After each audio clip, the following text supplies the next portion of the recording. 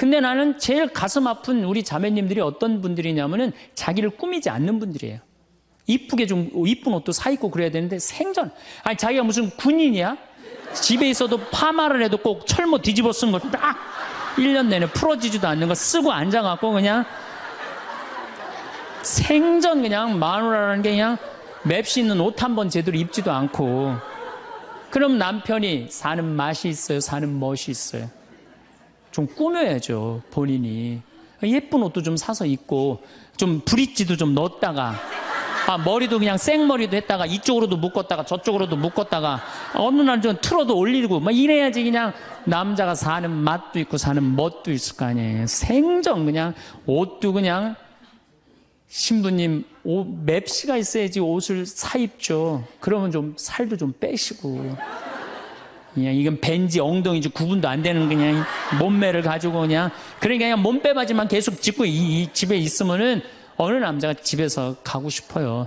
본인을 꾸미시라는 거예요. 그래서 남자는요 사는 맛도 있고 사는 멋도 있는 거, 멋도 있어야 돼요.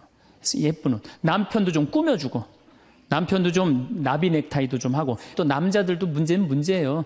이 남자는 50이 넘어가면 친구가 없어져요. 오로지 방에만 있는 거, 집에만. 근데 여자는 바뀌어, 또 성격이 바뀌어. 50이 넘으면 친구가 너무 많아.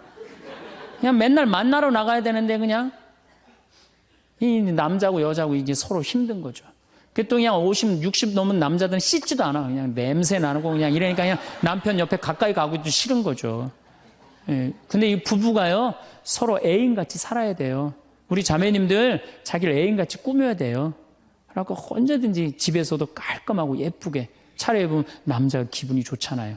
집도 좀 화분도 좀 예쁜 거 좀 해놓고 여행도 좀 다니고 둘이 공연도 좀 가고 극장도 좀 보러 다니고 이래야지 그냥 사는 맛도 나고 사는 멋도 날 거 아니에요.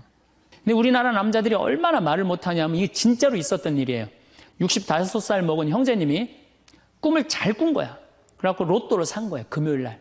그래갖고 그냥 가슴이 부풀은 거야. 그냥 부인한테 막 자랑을 한 거야. 내가 꿈을 꿨는데 이거 오늘 된다. 그리고 보통 꿈이 아니다. 막 돼지가 막 수천 마리 왔다 갔다 한 꿈을 꿨는지. 그래갖고 그냥 막 들떠 있는 거야. 그러니까 부인이 콧소리로 한마디 한 거야.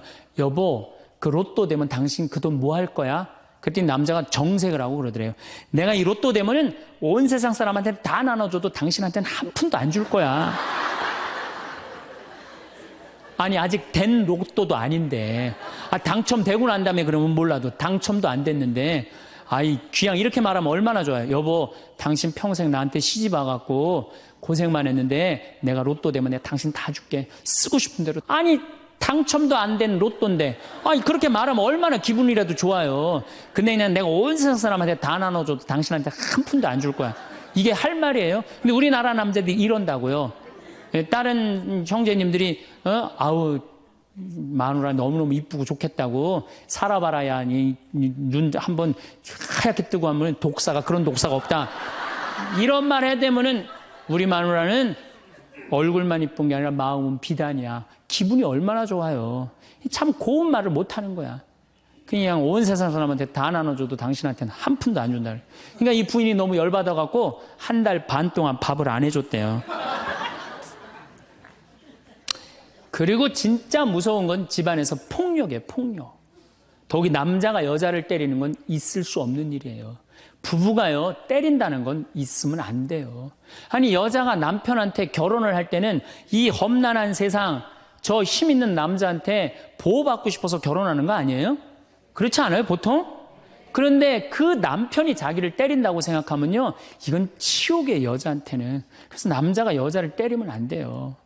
정말로 이것도 진짜 있었던 일인데 70이 다 돼가는 할머니인데 평생 남편한테 맞으면서 살았대요.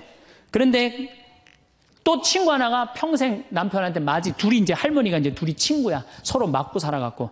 근데 그 평생 맞은 할머니가 하루는 이 친구 할머니한테 전화를 한 거야. 막 웃으면서 전화했대. 너 뭐가 이렇게 좋아갖고 전화했냐? 그랬더니 우리 남편이 이번에 병원에 갔는데 글쎄 3개월밖에 못 산다고. 나 지금 입을 뒤집어 쓰고 지금 웃으면서 너한테 전화하는 거라고. 이건 너무 불행하지 않아요? 너무 불행하지 않아요? 정말로 자기 부인 아파서 죽는데 따라 죽는 남편도 있는데 이게 그냥 자기 남편 3개월밖에 안 산다고 이불을 뒤집어 쓰고 막 웃으면서 그냥 전화를 할 정도면 이거 같이 살지 말아야지. 그렇죠? 오늘도 황창현 신부님의 말씀을 통해 행복한 노후를 위한 해안을 얻어가시길 바랍니다. 황창현 신부님의 행복 특강 바로 시작하겠습니다. 우리 인간들은 사실은 사랑이 없을 때 외롭죠. 근데 여러분들, 자식이 부모를 사랑하는 게 클까요? 부모가 자식을 사랑하는 게 클까요? 제가 다녀보면요, 다 부모가 자식을 사랑하는 게 크다고 착각하고 있어요. 근데 3살, 4살, 5살 때만 해더라도 누가 더 부모를 사랑하느냐면 자식이 더 부모를 사랑한대요. 왜냐하면 여러분들 3살, 4살, 5살 된 아이들은 누구밖에 없어요? 엄마밖에 없잖아요. 그래갖고 그냥 엄마 치마 붙잡고 그냥 온 데를 다 따라다니잖아요. 근데 엄마는 그때 아이 모임에도 나가야 되고 그냥 여기저기 다녀야 되는데 그냥 딸, 아들이 그냥 계속 매달려 있으면 귀찮아요, 안 귀찮아요? 귀찮을 때 있죠? 그래서 한마디 해도 얜 잠도 없냐고, 좀 가서 좀 자라고. 그래도 그냥 계속. 그러니까 아이가 엄마 아빠를 너무너무 좋아해. 엄마 아빠하고 같이 있고 싶어. 근데 누가 밀어내기 시작하냐면 부모가 밀어내기 시작하는 거예요. 언제까지 밀어내냐면 초등학교 6학년 때까지 계속 밀어내요. 그리고 공부 못한다고 구박까지 해. 밀어내는 것도 모자라서. 그럼 중학교 올라가면 그때부터는 누가 싫어하기 시작해요? 자식이 싫어하기 시작해요. 그래갖고 엄마 아빠를 거절하기 시작해. 근데 엄마 아빠는 똑같은 마음이야. 사랑하는 건 똑같아. 그렇죠? 근데 중학교 올라가면 이놈이 나를 거절하니까 굉장히 섭섭하죠. 그런데 10년 동안 밀어낸 걸 생각해야죠. 10년 동안 같이 아이가 놀아달라고 그럴 때 놀아주고, 매달릴 때 같이 안아주고, 눈 마주쳐주고, 대화해주고, 얘기 들어줬으면은 중학교 올라도 걔는 엄마 아빠 안 미워해요. 그런데 3살서부터 계속 귀찮다고 그러고 자라고 그러고 그냥 뭐 또 때리고 막 공부 못하면 뭐 그냥 네가 그냥 내가 널 낳고 미역국을 끓여 먹고 내가 한심하다 그러고, 그리고 중학교 올라가고 자식이 엄마 막 째려보고 신경질을 보고 소리 지르면은 그땐 당황스러운 거예요. 그래서 그런 착각을 하지 마시라는 거예요. 자식이 여러분들을 거절하게 되는 데는 누가 기여를 하는 거예요? 여러분들이 기여를 하는 거예요. 제가 신학교 때 부제 때 매스컴 세미나라는 걸 했는데 그때 어떤 자매가 와갖고 정말 내 눈물을 찔끔 나게 하는 강의를 한 적이 있어요. 이 자매가 아들이 셋 있었대요. 근데 아들이 셋 있는 집은 항상 둘째가 문제예요. 첫째는 첫째라고 잘해주고 막내는 막내라고 잘해주죠. 그렇죠? 둘째는 항상 소외의식을 느껴요. 항상 피해의식을 느낀다고요. 우리 집에도 아들이 셋 있는데 큰아들은 내가 봐도 저 어머니 아버지가 왜 이해가 안 될 정도로 큰아들한테 잘했어요. 잘못해도 다 감싸 안아주고. 이게 큰아들은 대접받는 거죠. 저는 우리 집 막내였는데 저는 정말로 사랑을 많이 받고 자랐어요. 전 중고등학교 다닐 때 내가 신발을 빨아본 적이 없어요. 형들이 다 빨아줬어요. 왜 빨아줬느냐면 안 빨아주면 어머니 아버지가 혼냈으니까 막내 신발 빨게 한다고. 그래갖고 그냥 우리 집이 이제 제사를 지내도 우리 집이 이제 아버님이 장손이라 1년에 어렸을 때 13번, 14번 제사를 지냈어요. 제사를 지내면은 제일 탐나는 게 제사상에 문어다리가 제일 맛있잖아요. 그런데 그냥 큰아들은 큰아들이라고 챙겨주고 막내는 막내라고 알아서 해주는데 둘째 형은 문어다리 차지가 안 가는 거예요. 그래갖고 이제 제사 끝나고 나면 이제 고시리 한다고 그러잖아요. 귀신 마중 나가면은 우리 식구들은 다 나가는데 둘째만 안 따라 나가는 거예요. 왜 안 따라 나가냐면 문어다리 훔치려고. 자기가 훔치지 않으면은 자기 챙겨줄 사람 아무도 없잖아요. 우리 둘째 형은 제사가 지나고 일주일이 지나도 2주일이 지나도 문어다리 물고 다녀요. 자기 어디다 감춰놨는지 모르는데. 그래갖고 제가 지금 얼마 전에 한 2년 전인가 설날 집에를 갔어요. 마침 설날은 제사를 지내니까 가갖고 물어봤어요. 아직도 둘째 형 문어다리 훔치느냐고 그랬더니 형하고 누나가 오늘도 문어다리가 없어졌다는 거예요. 그거 훔친 거지. 그러니까 50이 돼서도 그 어렸을 때 자기가 소외된 거, 피해의식을 보상받고 싶은 거예요. 이 집에 이제 아들이 이제 중학교 3학년, 초등학교 6학년, 초등학교 3학년 세 아이가 있었대요. 근데 마침 그날은 초등학교 6학년 둘째 아들만 집에 있었대요. 그래서 이 자매님이 남편한테 여보, 둘째 아이 좀 데리고 목욕탕에 들어가서 목욕 좀 시키라고. 그래갖고 뭐 아빠도 뭐 집에 있으니까 둘째 아들 이제 목욕을 시킨다고 목욕탕에 들어갔대요. 근데 5분이 지났는데 남편이 얼굴이 새빨개져갖고 막 뛰쳐나왔대. 옷도 제대로 안 입고. 아, 당신 왜 애 목욕시키라고 했더니 왜 뛰쳐나오냐? 당신 먼저. 여보, 내가 목욕을 하러 들어갔는데, 저놈이 이상한 말을 한다는 거예요. 그래서, 무슨 말을 하느냐고? 아니, 나도 벗고, 이제 자기도 이제 둘째 아들도 옷을 벗었는데, 딱 옷을 벗었는데, 둘째 아들이 눈을 똑바로 뜨고 아버지한테 그러더래요. 아버지도 벗고, 나도 벗었으니까, 우리 남자 대 남자로 아무것도 안 걸쳤으니까 솔직하게 말 좀 해보자고. 그래서 이놈은 무슨 얘기를 하느냐? 아니, 초등학교 6학년 놈이 딱 빨개 벗고 아버지도 벗고 나도 벗었으니까 우리 솔직하게 얘기 좀 해보자고 그러니까 얼마나 당황스러워요. 그래서 무슨 얘기냐? 그랬더니 아버지는 날 정말로 사랑하는 거냐? 무슨 소리냐? 지난 겨울에 아버지가 밤에 두부 심부름 시켰을 때 난 너무너무 밤에 나가는 게 무서웠다. 왜냐하면은 동네에 불량 형들이 걸리면 돈을 뺏고 그래서 난 밤에 나가는 거 너무너무 싫었다. 중학교 3학년 큰형도 있는데 내가 그래서 큰형 왜 안 시키냐고. 그러니까 아버지가 나한테 소리 지르고 나한테 갔다 그래서 내가 울면서 갔다 왔다. 내가 그렇게 무서운데 얼마나 내가 서러웠는지 알았느냐. 그 아버지 나 사랑하는 거냐. 내가 그렇게 마음고생하는 걸 아냐. 뭐 아버지 할 말 없지. 또 아니 내가 구두 닦았을 땐 한 번도 칭찬도 안 하는데 막내가 아버지 구두 닦으면 그렇게 좋아하고 칭찬하고 500원도 주고 그러는데 왜 나는 한 번도 그런 적이 없느냐. 그리고 우리 아들 셋이서 인사할 때 잘 다녀오시라고 그럴 때 내 머리 쓰다듬은 좀 있냐. 한 번도 없다. 막내 머리만 쓰다듬어 줬지. 날 사랑하는 거냐. 아들이 그냥 그렇게 물어보는 거예요. 당황스러운 거죠. 부모는 항상 세 아들 다 사랑한다고 그러지만은 자식이 느끼는 건 너무너무 섭섭했던 거죠. 그래서 이 아빠가 너무너무 당황스러워갖고 그랬대요. 나는 너를 너무 믿었기 때문에 심부름도 시킨 거고 난 너를 너무너무 믿었기 때문에 막내 어리니까 이렇게 한 거지. 난 이 셋 중에 너를 너무너무 사랑한다. 그리고 너무 당황스러워서 그냥 옷도 그냥 대충 입고 뛰쳐나온 거예요. 그 자리에서 너무 있기 미안해갖고. 그래갖고 제가 어떻게 하나 보라고 그랬더니 문을 빼꼼히 열고 보니까 아들이 눈에는 눈물이 뚝뚝뚝 떨어지는데 입에는 미소가 있더라는 거예요. 아빠가 날 사랑한다고 그러니까. 그러니까 누가 사랑하는 게 커요? 자식이 부모 사랑하는 게 큰 거예요. 그 사랑을 부모가 까먹고 자꾸 자식한테 못되게 하는 거죠. 그래서 여러분들 정말로 우리가 부모라는 게 중요해요. 아버지가 없는 자식들은 참 힘들어요. 아버지가 없는 자식들은. 여러분들 삼국 통일을 한 궁예, 왕건, 견우, 후백제 거기에 궁예 얘기를 좀 할게요. 궁예가요. 뭐 역사적으로 뭐 확실하진 않지만 47대나 48대 경문왕 아들이었대요. 이 셋 중에 제일 난 사람이에요. 왕건은 귀족 아들이고 견우는 평민 아들이야. 근데 궁예는 왕의 아들이었어요. 근데 아버지 없이 자랍니다. 아버지 없이 자라요. 아버지 없이 자라는 사람들은요. 심리학자들이 얘기를 하기에 1살서부터 3살 때까지 가장 중요하대요.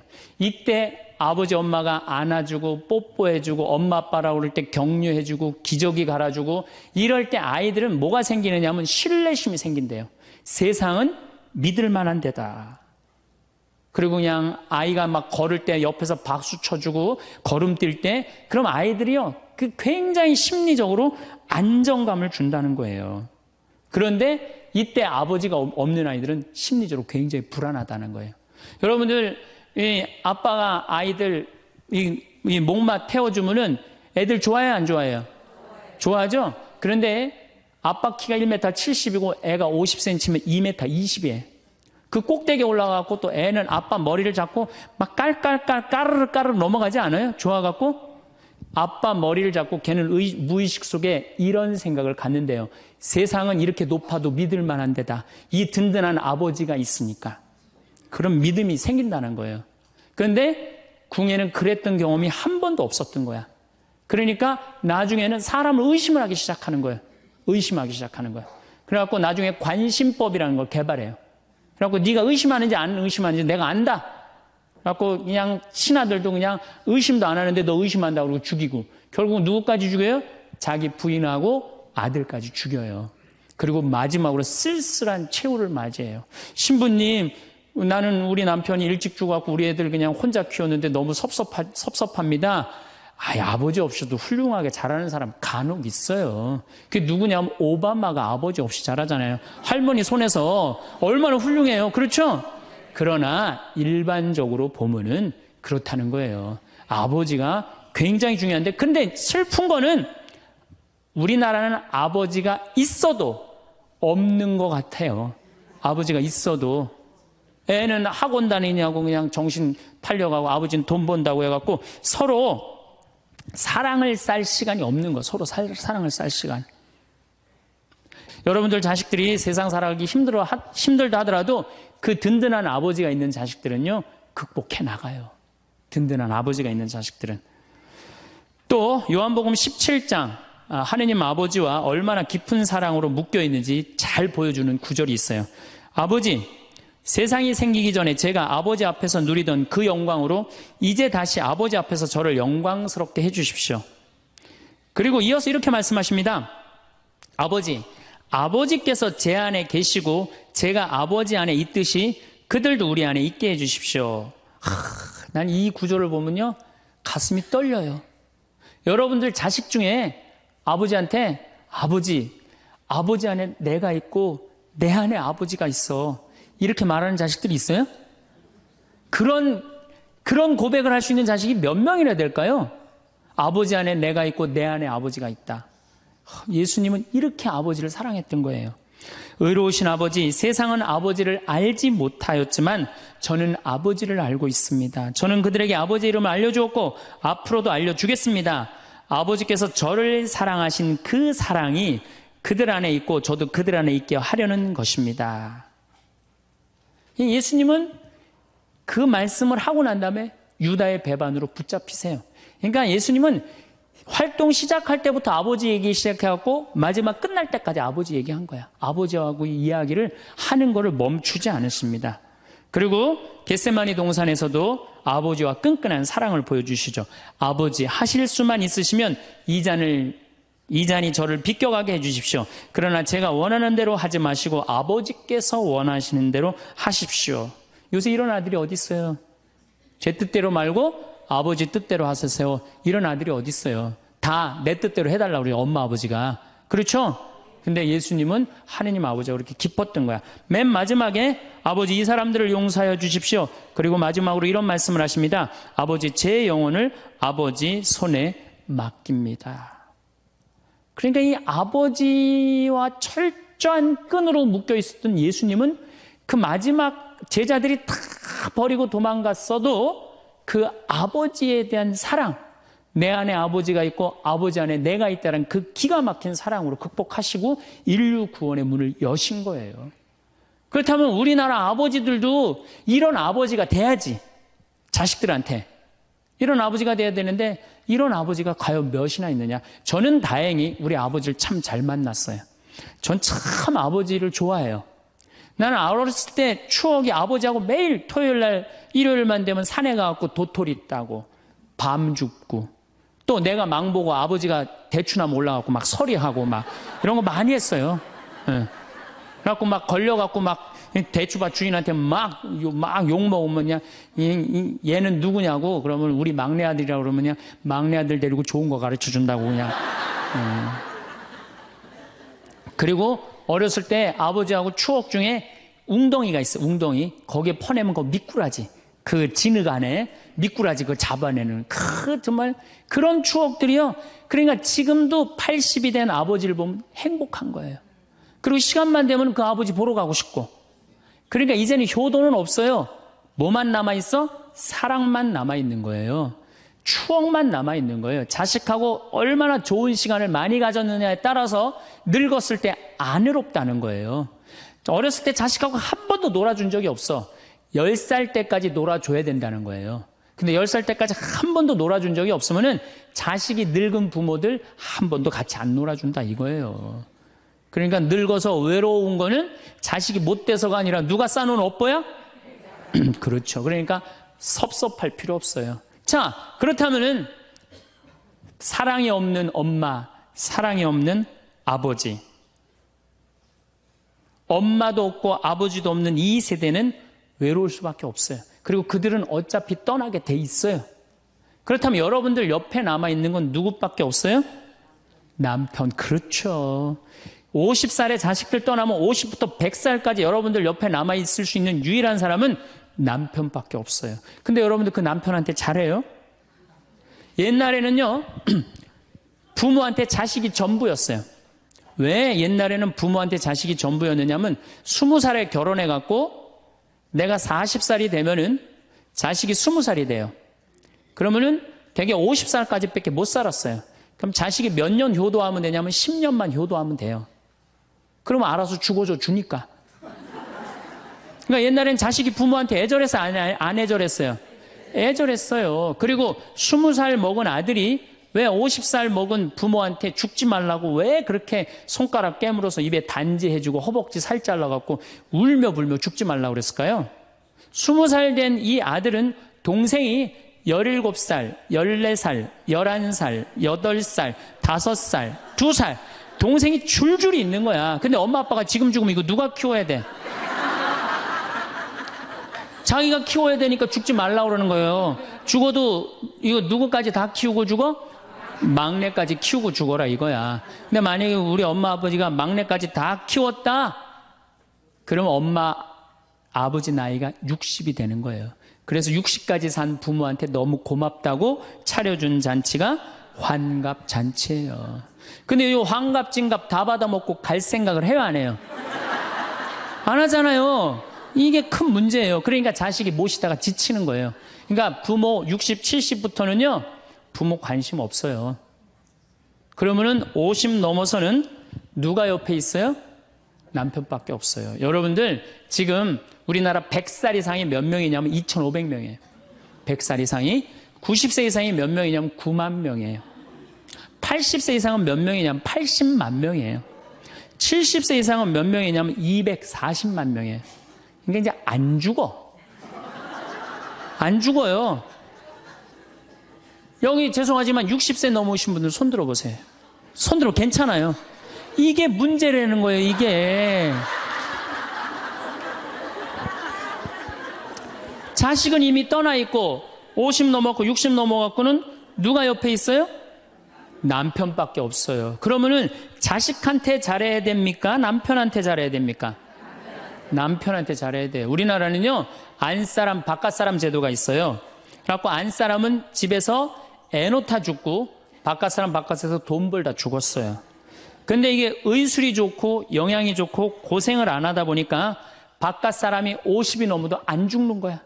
안 죽어갖고 직장에서 쫓겨나갖고 집안에 들어와서 안사람이 돼버려요. 딱 안방에 이제 들어앉아 있는 거죠. 예. 근데 집안에 들어와갖고 부인 일을 도와주면 좋은데 도와줘요, 안 도와줘요? 안 도와주고 그냥 할 일 없으니까 마누라 하는 일 챙겨내, 안 챙겨내요? 챙겨내죠? 이게 미치는 거지, 그때부터. 젊었을 때는 맛있는 거 차려놓고 여보 일찍 들어와. 그래도 생전 안 들어오더니 이제 50 넘어서는 굳이 집에 안 들어와도 되는데 때 따라 철 따라 집에 들어오네. 그러니까 여러분들이 자식들 품에 안 하고 키울 때는 외로운지 몰라요. 그렇죠? 자식 떠나고 나면은 체인징 파트너를 해요. 이쁜 자식은 떠나고 쭈글쭈글한 남편이 돌아오는 거야. 그런데 50부터 110살까지 살려면은 젊었을 때 같이 여행 다니는 추억도 있어야 되고 젊었을 때 사랑도 쌓여 있어야지 50 넘어갔고 100살까지 있고 추억 먹고 살 거 아니에요. 근데 그런 추억이 하나도 없어. 그 50 넘어갖고 와갖고 그냥 잔소리만 하고 그냥 그러면은 그 남편이 싫은 거예요. 그러니까 서로 한 집에 살지만은 각방 따로 쓰고 외롭게 사는 거죠. 그래도 여러분들은 괜찮아요. 여러분들은, 우리 신부들은요 진짜 불쌍해요. 생각을 해봐요. 20살에 신학교 들어갔어요. 그래서 30에 신부 돼요. 그래갖고 옛날엔 75세 은퇴였어요. 75세 은퇴. 75세는 그래도 괜찮았어요. 은퇴하고 그냥 거의 바로 이제 세상 떠나시니까 요즘 70세로 은퇴가 내려왔어요. 그리고 이제 65세로 내린대요. 65세 은퇴해도 된다. 이렇게 내린대. 왜? 서울교구 우리 보좌 신부님들 뭐 10년, 12년, 13년 하잖아요.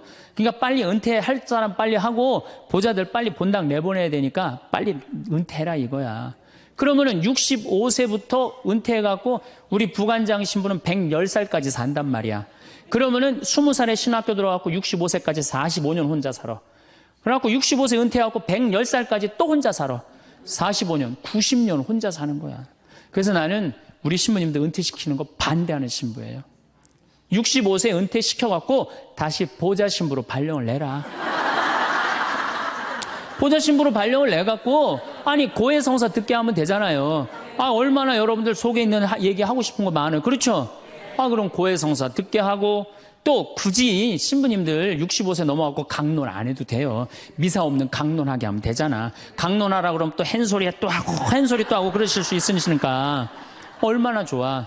차라리 65세에 은퇴시킬 거면 아예 60에 은퇴를 시켜서 장가를 그냥 보내라. 늙어선 좀 안 해롭게. 농담이에요, 농담. 우리보다는 여러분들이 훨씬 덜 외롭다는 거예요. 그렇지 않아요? 여러분들 남편도 있고 자식도 있고 손자도 있잖아요. 그러면 그 소중한 사람들한테 사랑하면서 살아야지. 우린 사랑할 사람도 없는데 여러분 사랑할 사람이 있잖아요. 그럼 조금만 내가 잘하면 되는데 그게 안 되는 거예요. 우리나라 여자들이요. 이 세상이 너무너무 여자 살기 좋은 세상이 돼갖고 여자들이 지금 뭐가 뭔지도 모르고 살아요. 집에서 남편들, 여러분들 남편들이 200만 원, 300만 원 벌어갖고 돈 갖다 주잖아요. 여러분들 길 지나가다 보면은 여러분들 10,000원 주는 사람 있어요? 지나가는 남자가? 없죠? 남편은 200만 원, 300만 원 한 달 뼈 빠지게 갖고 갖다 주잖아요. 그럼 잘해줘야 될 거 아니야. 그렇지 않아요? 그것도 1, 2년 갖다 준 것도 아니고 20년, 30년 갖다 줬으면 잘해줘야 될 거 아니야. 근데 집에서 그런 기가 막힌 남편 왕대접 해줘요? 개 다음으로 대접은 개 다음으로. 집에 마누라 자식 먹여 살린다고 이마가 땅바닥에 닿도록 인사하고 다니는 거예요. 여러분들 남편들 다 나가면 그래요.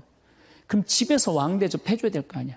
집에서도 왕대접 못 받아. 직장에서도 왕대접 못 받아. 어디 가면 왕대접 받아요. 룸사롱 가면 왕대접 받아요. 룸사롱 가면은 막 그냥 가슴이 볼랑말랑한 옷 입고 그냥 여자들이 그냥 허벅지 뜯어진 치마 입고 그냥 머리도 그냥 생머리 싹 하고 그냥 사장님 오셨느냐고 그냥 팔짱도 끼고 그냥 술도 따라주고 그냥 또 그냥 안주 드시라고 그냥 땅콩 오징어 말아갖고 입에 막 넣어주고.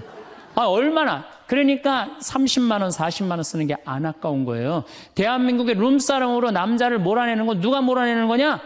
여자들이 난 몰아낸다고 생각해요. 여자들이. 마누라라는 게 아침에 출근할 때 보면 막 사자머리를 해갖고 막 귀신 눈을 해갖고 그냥 여보 다녀와 그냥 다녀오게 하고 난 다음에 다녀오라고 그래야지. 예쁘게 차려입고 문 입구에서 여보 다녀와. 그러면 내가 이렇게 이쁜 마누라 있는 집에 돌아와야 돼. 그런 마음으로 나가서 일할 거 아니에요. 사자머리 밥도 제대로 안 챙겨주고 그냥 다녀오라고 그러고. 또 대한민국 남자들은 또 착해요. 또 다녀오랜다고 저녁에 여보 나 다녀왔어. 예. 근데 아직도 그냥 사자머리를 하고 그냥 텔레비 보고 앉아있으면 어느 남자가 집에 들어가고 싶겠어요. 그렇지 않겠어요? 그래서요 사람은요 부부는요 사는 맛이 있어야 돼요. 사는 맛이. 50이 넘으면요 남자가 테스토스테론은 없고 에스트로겐만 있어요. 여성 호르몬이 자꾸 나와요. 그래서 성적인 능력이 사라져요. 성적인 능력이 사라지니까 50 넘은 남자들은 무슨 낙으로 사느냐면 먹는 낙으로 사는 거예요. 먹는 낙으로. 그냥 50만 되면 말하는 거 좋아하고 먹는 거 좋아한단 말이야. 근데 이 남자는 50이 넘으면 먹는 걸 좋아하는데 50이 넘은 여자는 이 세상에서 제일 하기 싫은 게 밥이야. 밥.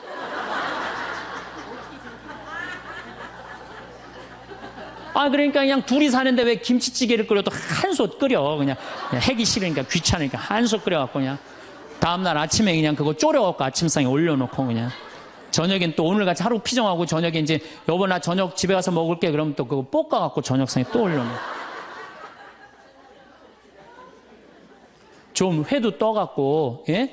여기 가깝잖아요. 회시장 가갖고 우럭 회 맛있잖아요. 매운탕도 떠갖고 소주도 한 병 사고 그래갖고 그냥 허벅지 뜯어진 치마 이브닝 드레스도 하나 딱 입고 저녁에 남편 들어오면 여보 이거 내가 한 거야 딱 술 따라주면 남자가 얼마나 살맛이 나요. 사는 맛 나지 않겠어요? 예, 좀 신선로도 좀 해갖고 탁 하고 짜장면도 좀 만들어주고 베트남 국수도 좀 해서 주고 요즘 뭐 또 순대 또 그냥 유명한 데 많잖아요. 전화하면 택배로 다 보내주잖아요. 순대도 탁 썰어갖고 그냥 간 썰어갖고 그냥 소주 한 잔 탁 하고 신부님 무슨 돈으로 그런 걸 합니까? 애 휴학시키고 자식은 무슨 자식이야. 지금 누구밖에 없어요? 부부밖에 없어요. 애 휴학시키고 그렇게 하세요. 신부님 난 휴학시킬 자식이 없는데 집 잡혀요. 나이 드신 분들은 은행에 가고 집 잡혀갖고 다 쓰세요. 자식 물려줄 생각하지 말고. 예. 그래야지 사는 맛으로 사는 거 아니에요. 그리고 부부는 사는 맛으로도 살아야지만 사는 멋으로도 살아야 돼. 사는 멋이 있다. 멋있게 살아야 될 거 아니에요. 근데 나는 제일 가슴 아픈 우리 자매님들이 어떤 분들이냐면은 자기를 꾸미지 않는 분들이에요. 이쁘게 좀 이쁜 옷도 사 입고 그래야 되는데 생전 자기가 무슨 군인이야? 집에 있어도 파마를 해도 꼭 철모 뒤집어 쓴 거 딱 1년 내내 풀어지지도 않는 거 쓰고 앉아갖고 그냥 생전 그냥 마누라라는 게 그냥 맵시 있는 옷 한 번 제대로 입지도 않고 그럼 남편이 사는 맛이 있어요? 사는 멋이 있어요? 좀 꾸며야죠, 본인이. 예쁜 옷도 좀 사서 입고, 좀 브릿지도 좀 넣었다가, 머리도 그냥 생머리도 했다가, 이쪽으로도 묶었다가, 저쪽으로도 묶었다가, 어느 날 좀 틀어도 올리고, 막 이래야지 그냥 남자가 사는 맛도 있고, 사는 멋도 있을 거 아니에요. 생전 그냥, 옷도 그냥, 신부님, 맵시가 있어야지 옷을 사 입죠. 그러면 좀 살도 좀 빼시고. 그냥 이건 벤지 엉덩이지 구분도 안 되는 그냥 몸매를 가지고 그러니까 그냥 몸빼바지만 계속 짚고 이 집에 있으면은 어느 남자가 집에서 가고 싶어요. 본인을 꾸미시라는 거예요. 그래서 남자는요, 사는 맛도 있고 사는 멋도 있는 거, 멋도 있어야 돼요. 그래서 예쁜 옷. 남편도 좀 꾸며주고. 남편도 좀 나비 넥타이도 좀 하고 남자가 50이 넘으면요 제가 지난 미국에 한번 강의를 갔는데 너무 멋있는 부부를 봤어요. 남편이 한 60쯤 돼 보이는데 식사를 같이 하려고 그러는데 남편이 살짝 머리가 벗겨졌더라고요. 근데 부인이 사각모를 탁 차에 하더라고요. 남편을 바깥에서 만났는데 딱 했는데 부인이 여보 이거 써 탁 씌워주는데 너무 멋있더라고요. 여러분들 앞 백화점에 가갖고 남편 좀 사각모도 좀 멋있는 거 좀 중절모도 멋있는 거 사서 탁 씌우면 얼마나 좋아. 그렇지 않아요? 옷도 이제 50이 넘으면요 단색을 입어야 돼요. 노란색을 입든지 초록색을 입든지 아니면 빨간색을 입든지 그래야지 좀 젊어 보이는데 이거는 그냥 김치국물 떨어져도 안 보이는 체크무늬 사서 입혀갖고 그냥 1년 내내 빨아주지도 않고 그냥 맛도 없고 멋도 없는 거죠. 그래서 좀 무슨 돈으로 애 휴학시키고 자식은 무슨 자식이에요. 여러분들 이제 50이 넘어가갖고요. 여러분들의 유일한 동반자는 누구밖에 없다? 남편밖에 없다. 그럼 남편한테 잘해줘야죠. 제가 여러분들한테 꼭 부탁하고 싶은 거는 옛날에 중세시대는요. 성제 집 다 팔아갖고 갔어요. 다 팔아서 그냥 예루살렘 가는 걸로 끝나는 거예요. 거기서 죽어도 여한이 없다고. 그러니까 여러분들도 예수님 어제 복음에 자케오 얘기 나왔죠? 그 예리고 얼마나 좋아요. 그리고 그냥 갈릴레아도 좀 호수도 가보고 얼마나 좋아요. 신부님 무슨 돈으로? 휴학시키고 그 돈이면 충분해요. 한번 갔다 오면은요 신앙이 틀려지거든요. 성주순례도 가고 제가 지난 9월인가 작년 9월에 성주순례를 한 40분 하고 갔다 왔는데 어떤 형제님이 70 먹은 형제님이 기가 막힌 말씀을 하시더라고요. 무슨 말씀을 하시냐면은 내 강의를 듣고 집을 잡혀서 왔대요. 근데 가만히 생각을 해보니까 집은 은행에 잡히면 대출을 해준대요. 은행에 잡히면 대출해주잖아요. 근데 나이는 대출해주는 데가 아무 데도 없대요. 여러분들 누가 나이 대출해줘? 한 살이라도 더 먹기 전에 다리에 힘 풀리기 전에 갔다 오셔요. 그리고 내가 성주순례를 가면은 너무 행복해하는 거 자매님들이. 그래갖고 나는 은혜 받아갖고 성제 갖고 그냥 성령을 충만히 받아갖고 10일 동안 저렇게 행복하고 그냥 은총에 그냥 가득한 줄 알았더니 12일 동안 밥을 안 하잖아. 밥을.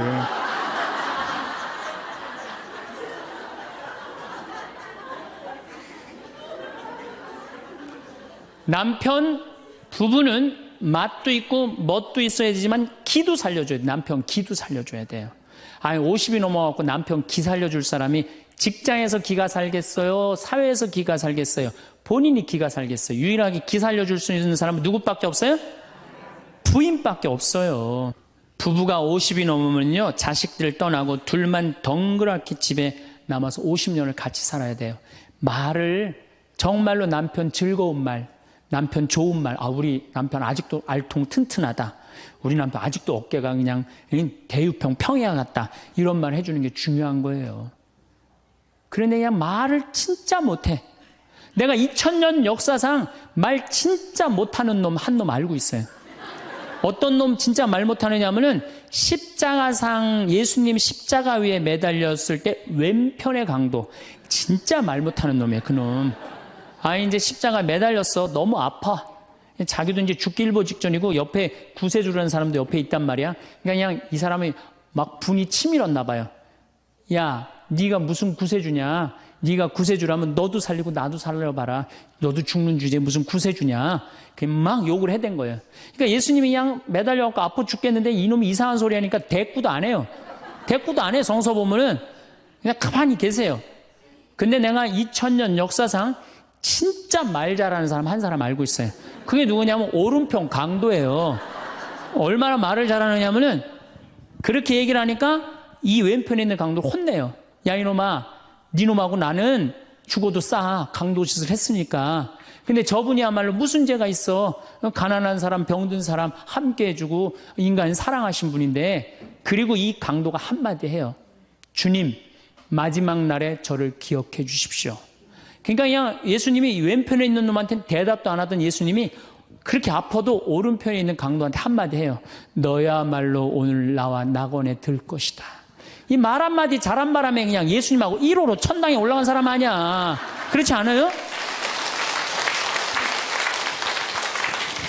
루카복음 23장에 나오는 얘기예요. 루카복음에. 그러니까 여러분들 남편 칭찬을 해주세요. 남편. 얼마 전에 제가 우리 동창 신부 아버님이 돌아가셔서 장례미사를 갔는데 마침 그날 어떤 동탄에 있는 본당 총회장님이 은퇴 신부님 10분을 초대해갖고 식사, 보고 초대를 했어요. 부인이 보고 요리를 할 줄 알아갖고. 그래갖고 이제 그 집에 가고 보고를 먹는데, 신부님들, 은퇴 신부님들 보니까 머리가 다 벗겨진 거야, 다.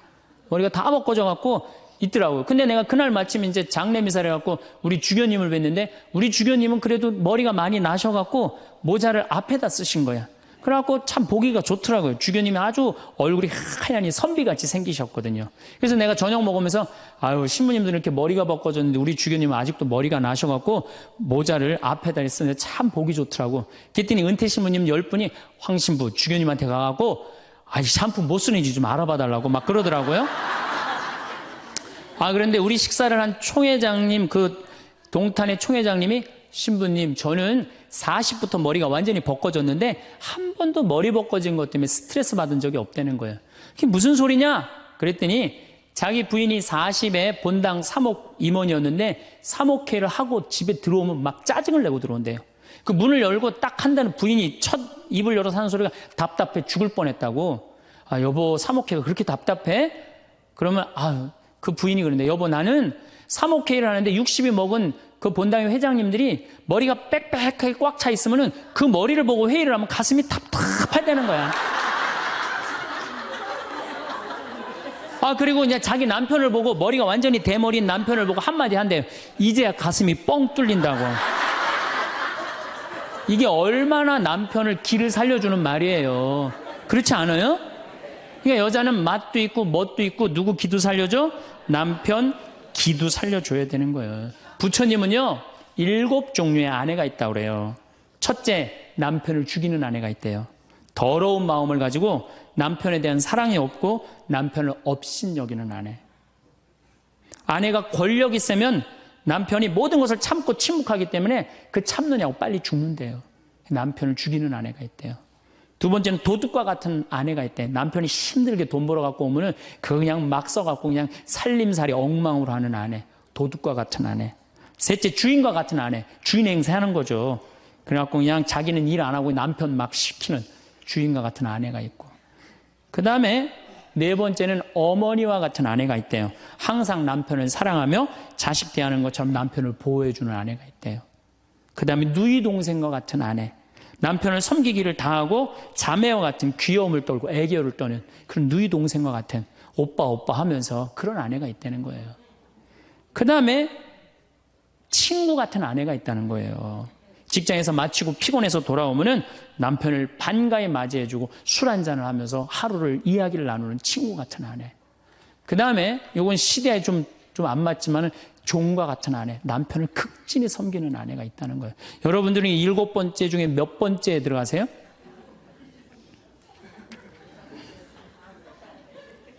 아무것도 아니에요? 이 7번째 아무것도 아니면 큰일인데. 근데 우리나라 남자들도 문제예요. 사실은 이 부인한테 참 잘해야 되거든요. 자기 믿고 따라온 사람이 얼마나 귀하게 해야 돼. 근데 우리나라 남자들 참 부인한테 말 못해요. 정말 이쁘다고 말 한마디 해주면 얼마나 좋아. 여자는요 1년 365일 365가지 방법으로 이쁘다는 소리를 듣고 싶어 한대요. 오늘같이 이렇게 태양이 찬란한 날은 여보 저 찬란한 태양처럼 당신 오늘 너무 이뻐. 그리고 비가 촉촉하게 오면 여보 당신 촉촉한 비처럼 이뻐.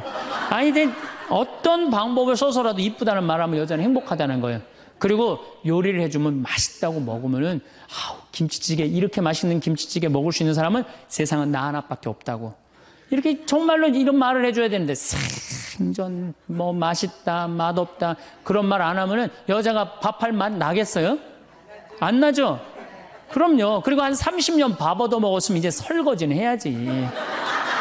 그렇게 얻어먹었으면 설거지는 해야지. 양심 있는 거 아니야? 그렇지 않아요? 여자는 언제 행복하냐면 남편이 자기 살림을 도와줄 때 행복하다고 그러더라고요. 내 얘기를 듣고 어떤 형제님이 17년 동안 설거지할 생각을 한 번도 안 했대. 17년 동안. 그래갖고 이제 내 얘기를 듣고 이제 자기도 이제 해봐야 되겠다. 그렇게 생각을 하고 저녁에 여보 당신 반찬하냐고 애쓰고 밥하냐고 애썼으니까 내가 설거지 해줄게. 앉아서 텔레비 봐. 그랬더니 부인이 그러더래요. 2번 청소하게 하지 설거지하게 하지 말고 그냥 가만히 있으라고 그러더래요.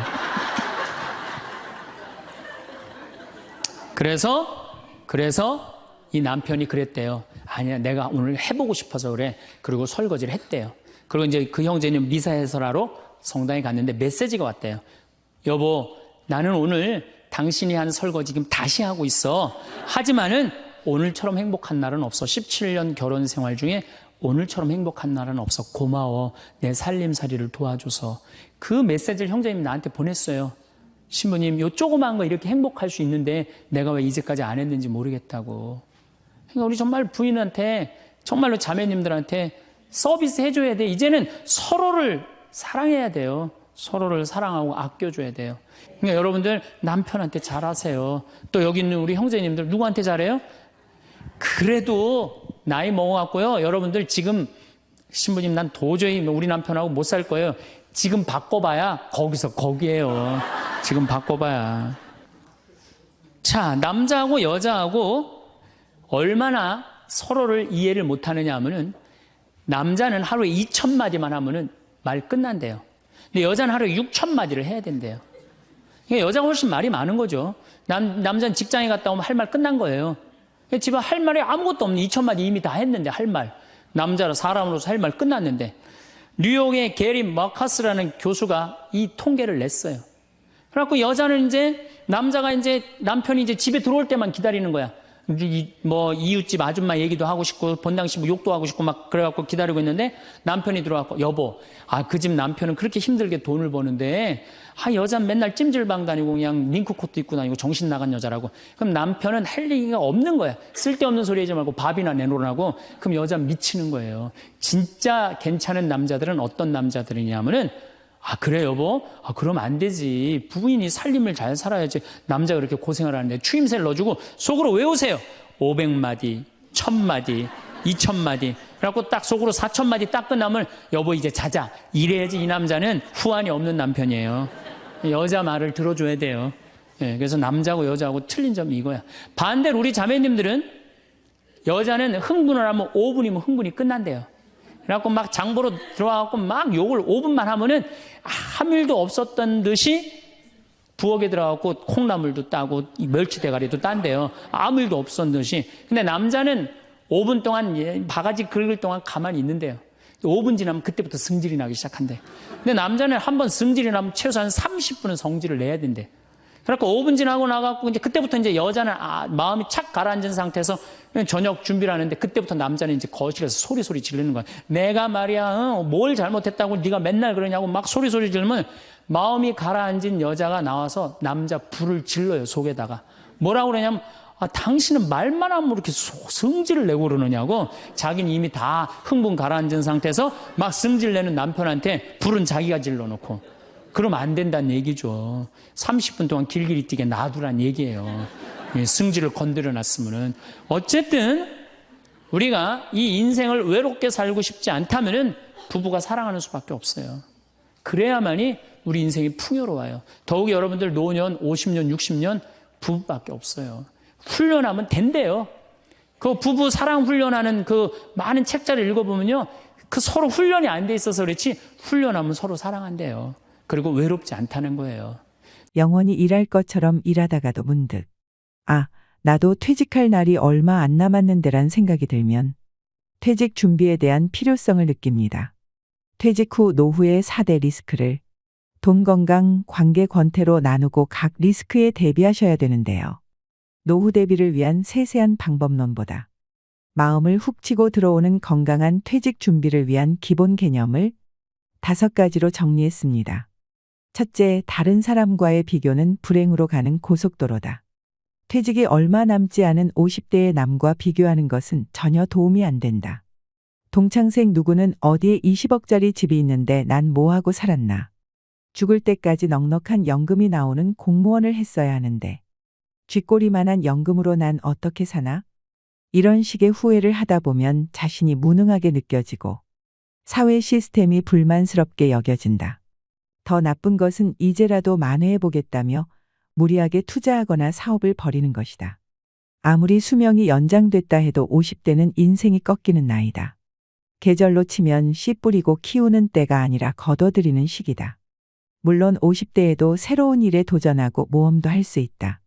하지만 실패할 경우 만회할 시간이 충분치 않을 수 있다는 점, 체력이 떨어지고 있다는 점을 감안해야 한다. 돈이든 체력이든 가정이든 지킬 수 있는 범위 내에서 도전과 모험의 범위를 국한시키는 것이 현명하고 남과 비교하지 않고 자신의 현재 모습에 감사하는 것이 지혜롭다. 둘째, 직함에 대한 미련이 인생 2라운드를 여는데 가장 큰 걸림돌이다. 평생 직장에서 일해온 사람은 직함을 자신의 정체성으로 혼동한다. 자신을 소개할 때 무슨 회사의 부장이라든가 이사, 국장 등의 직책으로 모든 것이 설명됐기 때문이다. 평생 어떤 회사의 대리, 과장, 부장, 이사 등으로 불려오다. 일을 그만두고 소속돼 있는 든든한 회사도 자신을 설명해주는 직함도 없어지면 자신의 존재 가치가 확 떨어진 것처럼 느껴진다. 직함에 연연하는 이유는 곰곰이 살펴보면 남의 눈을 의식하기 때문이다. 직함이 자신이 세상에서 차지하는 지위를 보여준다고 생각하기에 직함이 없어지면 자존감마저 떨어지게 된다. 나이가 들수록 직함이 없어도, 직함이 찍힌 명함이 없어도, 또는 사회적으로 그리 대접받지 못하는 일을 하게 되더라도 당당할 수 있도록 자기 자신의 본질적인 정체성에 집중하는 것이 필요하다. 직함 말고 자신을 설명할 수 있는 단어가 무엇인지 생각해보고 회사나 직함 없이도 진짜 자기 자신을 사람들에게 소개할 수 있도록 마음가짐부터 사고방식까지 바꿀 필요가 있다. 셋째, 빈털터리로 죽기로 결심한다. 퇴직을 하고 소득이 없어지면 자산이나 예금 잔고를 털어 생활비에 보태야 한다. 집을 맡기고 주택연금을 받았어야 할 수도 있다.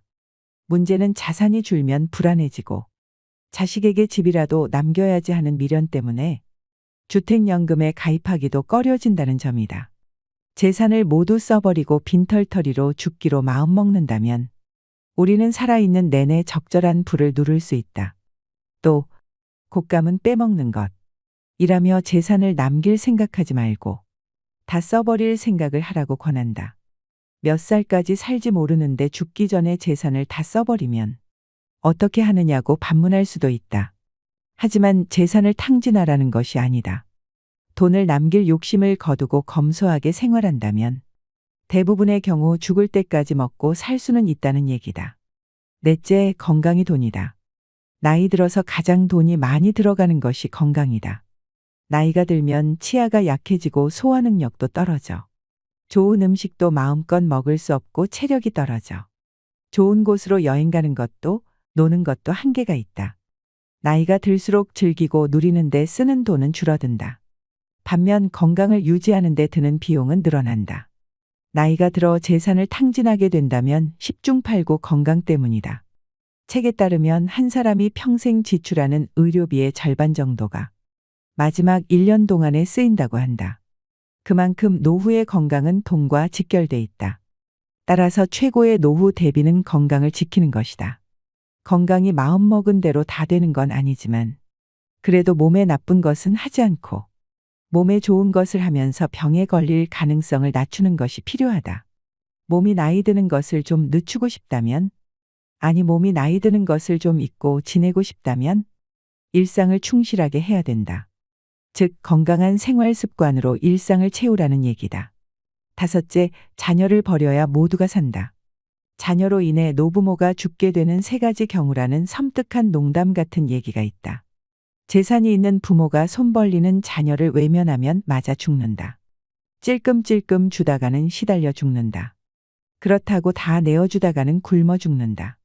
이런 불상사를 피하려면 일찌감치 자녀에게 물려줄 돈이 없다고 선언하고 돈에 대한 기대를 버리게 해야 한다. 다 큰 자식을 결혼도 시켜주고 집도 마련해주고 결혼 후에도 물심양면으로 도와줄 것이 없을까 기웃거리는 것은 사랑이 아니라 자녀의 독립을 막는 독이다. 이렇게 자녀를 독립시키지 못하고 끼고 돌다 훗날 돈 떨어지고 건강 잃었을 때 자식이 부모를 부양하는 것을 부담스러워하면 배신감을 느낀다. 부모는 자녀가 사랑스러워 이것저것 다 해줬지만 결국 돈 잃어 건강 잃어 자식과 관계까지 나빠져 자식 잃어가 된다. 이를 피하려면 자녀에게 대학 졸업할 때까지만 또는 결혼할 때까지만 부양해주겠다고 부양 시한을 정하라. 그리고 가능한 자산은 연금으로 바꾸는 것이 좋다. 달마다 생활에 필요한 돈이 나오면 마지막까지 버틸 수 있다. 자녀가 어렵더라도 큰 돈을 줘버리고 빈곤선에서 허덕이는 것보다 다달이 나오는 연금을 모아 생활비라도 보태주는 것이 더 낫다. 미소와 평온한 마음을 유지하면서 봄날의 따뜻한 햇살을 마음껏 만끽하는 행복한 노년을 꿈꾼다면 지속적 배움, 건강관리 그리고 관계의 중요성에 대하여 촘촘하게 알아야 한다. 노년기를 풍요롭고 의미 있는 시기로 만들기 위해서는 자신에게 그리고 타인에게도 세심한 관심이 필요하다. 이 세 가지 요소는 노년의 질을 결정짓는 핵심적인 요인이므로 각각을 어떻게 강화하고 발전시킬 수 있는지 살펴보자. 지속적인 배움의 가치는 언제나 먼저 소개할 수밖에 없다. 노년기는 배움을 멈추는 시기가 아니다. 새로운 지식을 습득하는 것은 정신적 유연성을 유지하고 인지적 감퇴를 늦출 수 있는 효과적인 방법이다. 문화센터, 노인종합복지관에는 다양한 프로그램으로 어르신을 기다리고 있다. 나아가 전문적인 학습이 필요하다면 뜻있는 몇 명이 모여서 전문가를 초빙해서 세미나를 열어보길 권한다. 배움에는 낯가름이 있어서는 안 된다. 또 이미 전문가라면 발표할 기회를 스스로 만들어야 한다. 취미를 통해 배움을 지속하는 것은 창의력을 발휘하고 개인적인 만족감을 준다. 이러한 활동은 자아실현을 촉진하고 삶에 대한 열정을 불어넣어 줄 수 있다. 건강한 신체는 노년 생활의 기초가 된다. 규칙적인 운동은 신체뿐만 아니라 정신적으로도 안정을 준다. 신체 활동은 질환으로부터 건강을 유지시키고 균형 감각을 오래도록 지속시킨다. 또한 건강한 식습관은 체중 관리와 만성 질환 예방에 도움을 준다. 신선한 과일, 채소, 전곡류, 저지방 단백질을 섭취하고 가공식품과 설탕의 섭취를 줄이는 것이 좋다. 수면의 질은 건강에 큰 영향을 미치고 있다. 충분한 수면은 신체의 회복을 도와주므로 결코 소홀히 다루면 안 된다. 이미 알고 있는 내용일 것이다. 실천하고 계신지 체크해 보시기 바란다. 노년기에는 특히 주변 사람들과 관계적인 문제점이 있다면 심리적 불안감과 자존감을 해치기도 한다. 가족, 친구와의 관계를 잘 유지하는 것은 사회적 지지망을 형성하고 고립감을 줄이는 데 기여한다. 정기적으로 사람들과 즐거운 시간을 함께 보내고 적극적으로 소통하는 것이 중요하다고 머리로는 이해하지만 실천하기는 쉽지 않다. 안부가 궁금하다면 기다리지 말고 손 아래 사람들에게도 먼저 연락을 하여야 한다. 바쁘게 사는 그들을 위하여 가벼운 안부를 묻고 급하게 답하지 않아도 되는 질문으로 관심을 전하는 것도 방법이다. 봉사활동에 참여하여 재능을 나누면 소외감을 없애고 삶의 의미도 부여한다. 노년기의 정서적 웰빙을 위해 감정을 관리하는 것이 중요하다. 명상, 깊은 호흡, 걷기는 마음의 평화를 얻고 스트레스를 줄인다. 자신의 건강, 재정, 일상생활을 관리하는 능력은 독립적인 생활을 유지하는 데 필수적이다. 불확실한 상황을 대비하여 자신감을 높이고 삶을 통제할 수 있어야 한다. 남아있는 노년기는 지금껏 살아온 삶과는 달라야 한다. 허투루 시간을 낭비하거나 어찌할 바를 몰라서 탄식하면서 하루를 마감해서는 안 된다. 계획적인 삶을 추구해야 한다. 더 많이 배우고 더 건강을 챙기고 나의 이웃과의 관계를 더 발전시켜야 한다.